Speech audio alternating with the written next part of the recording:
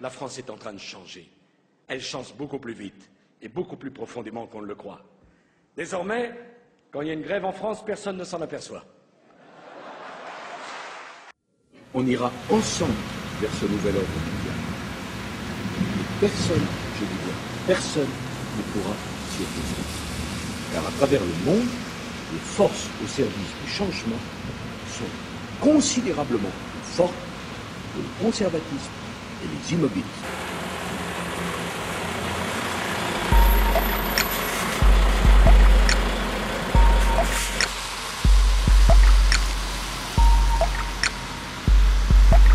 Alors comme ça, des corporations Suez, la Lyonnaise, Rizzo, Vivendi, Water, pour les plus connus, veulent contrôler notre peau. Moi je suis comme les paysans de Tucumán, bateau man au Kuman, Vivendi, on les crame, nique sa mère. Comme à la base et Aldo, je me bats pour la qualité de l'eau, je me bats pour que le prix de mon eau ne soit pas celui du Rehaut. L'eau est le prochain pétrole des multinationales, ça privatise aujourd'hui même ce qui est le plus vital. Vous me dégoûtez avec vos milliards de dollars et la Banque mondiale cautionne ce genre d'économie barbare. De sociétés françaises qui contrôlent 70% de l'eau potable appuyée par l'OMC et des milliers de sous-tables. Ils ont tout niqué de Danone à Nestlé, ils se sont tous enrichis, Suez, Vivendi, ils ont privatisé ce qu'on avait de plus cher. L'eau potable est un luxe, nique sa mère, nique sa mère. Ils ont tout niqué de Danone à Nestlé, ils se sont tous enrichis, Suez, Vivendi, ils ont privatisé ce qu'on avait de plus cher. L'eau potable est un luxe, nique sa mère, nique sa mère. Tu comprends de l'eau douce, il y en a que 3% sur la planète. En 30 ans, l'eau disponible a baissé sur ma planète. En plus, la qualité de l'eau est de plus en plus secrète. Le nitrate, les pesticides niquent de plus en plus la planète. Et ce n'est pas une fatalité, je te parlerai des PCB dans un autre texte quand tu seras prêt, quand tu seras moins de 2 B. L'Africain court de partout pour à peine par jour 30 litres, pendant que l'Américain chaque jour utilise 700 litres. Et encore un Africain sur deux souffre d'une maladie liée à l'eau. J'ai le flow qui renifle tous ceux qui ne croient qu'en l'UNESCO. On privatise à tour de bras, on nous enlève notre peau. On augmente nos factures et les pauvres n'ont plus une goutte d'eau. Mais à force d'anéantir le globe pour vos euros, vos enfants grandiront avec les mêmes problèmes du ghetto. De Monsanto au FMI, de la Banque mondiale à ses amis, j'écrirai la vérité sur votre tyrannie. Ils ont tout niqué de Danone à Nestlé, ils se sont tous enrichis, Suez, Vivendi, ils ont privatisé ce qu'on avait de plus cher. L'eau potable est un luxe, nique sa mère, nique sa mère. Ils ont tout niqué de Danone à Nestlé, ils se sont tous enrichis, Suez, Vivendi, ils ont privatisé ce qu'on avait de plus cher. L'eau potable est un luxe, nique sa mère, nique sa mère. Faisons comme en Bolivie, virons les multinationales. Plus d'or bleu pour les multinationales. Suez s'est retiré de Aguas de Santa Fe. Heureusement que l'Amérique latine n'a jamais rien lâché. Israël contrôle plus de 20% de l'eau palestinienne. Demande à Mekoro pourquoi ils jouent les gros chiennes. Demande aussi aux femmes du Kerala sur quel point du Coca-Cola. La lutte du siècle a déjà commencé là. Surtout là, nous baisse, ils nous rebelles, nous s'obèsent. Et nous on consomme du Nestlé, du Danone, du Suez, Evian et Vitel. Arrêtez le plastique, avec la canne à sucre on fait les mêmes bouteilles écologiques. Mais ça n'enrichit pas les dealers de pétrole. Tu parles d'eau pure dans tes pubs, mais tu niques le globe. Bientôt, plus de verres d'eau gratuits au resto. Comme en Mésopotamie, le retour de la guerre de l'eau. Ils ont tout niqué de Danone à Nestlé, ils se sont tous enrichis, Suez, Vivendi, ils ont privatisé ce qu'on avait de plus cher. L'eau potable est un luxe, nique sa mère, nique sa mère. Ils ont tout niqué de Danone à Nestlé, ils se sont tous enrichis, Suez, Vivendi, ils ont privatisé ce qu'on avait de plus cher. L'eau potable est un luxe, nique sa mère, nique sa mère.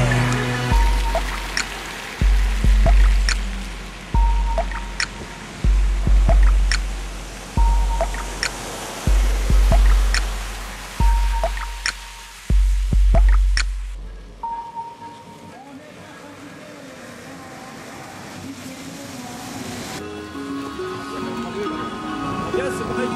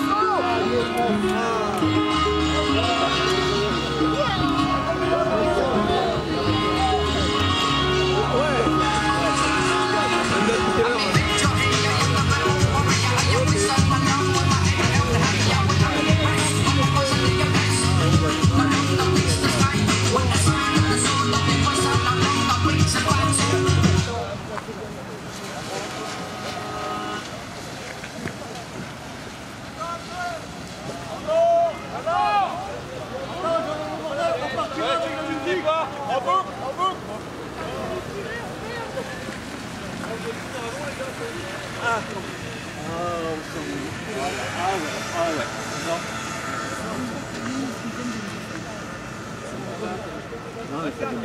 Oh, ben là, toi, si tu passes, tu vas te faire. Oh, les beaux casques. Oh, le mec, il a un beau bouton. Non, non, mais ça fait un peu marrer, quoi. C'est mieux gendarme. Hein? Mieux gendarme. On est à l'auteur.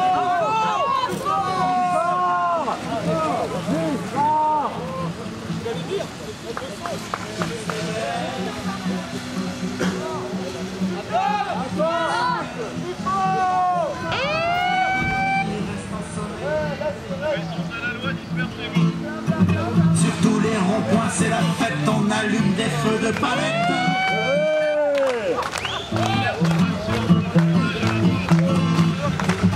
Le port de commerce est bloqué, les patrons peuvent...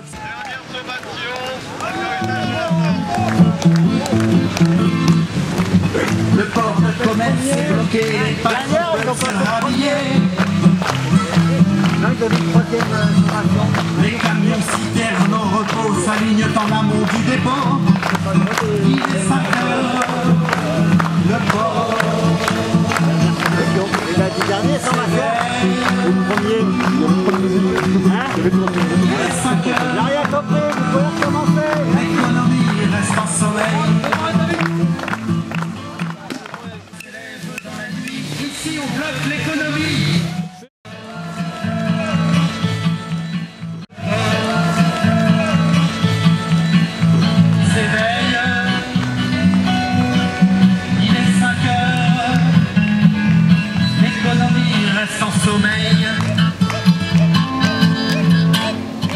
Le sous-préfet, le commissaire sont tous deux sur le pied de guerre.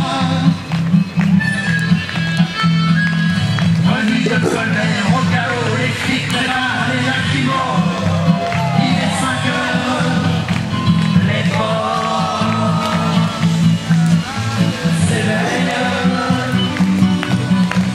Il est 5 heures, nous n'avons pas de sommeil. Nos petits drapeaux, Jojo transmet toutes les infos. A2B filme à la sauvette pour se faire mousser sur internet. Il est 5 heures, le port s'éveille. Il est 5 heures, l'économie reste en sommeil.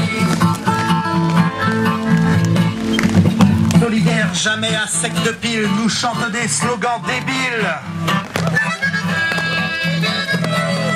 À défaut de révolution, FO fout la musique à fond. Il est 5 heures, le port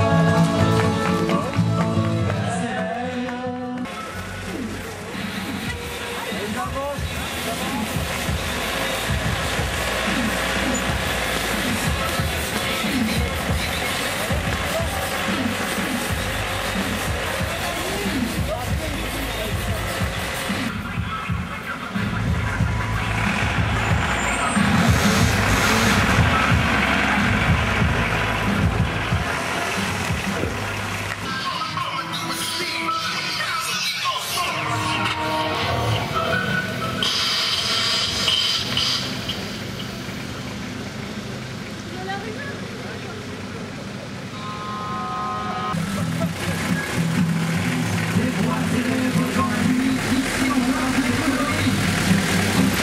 Thank you.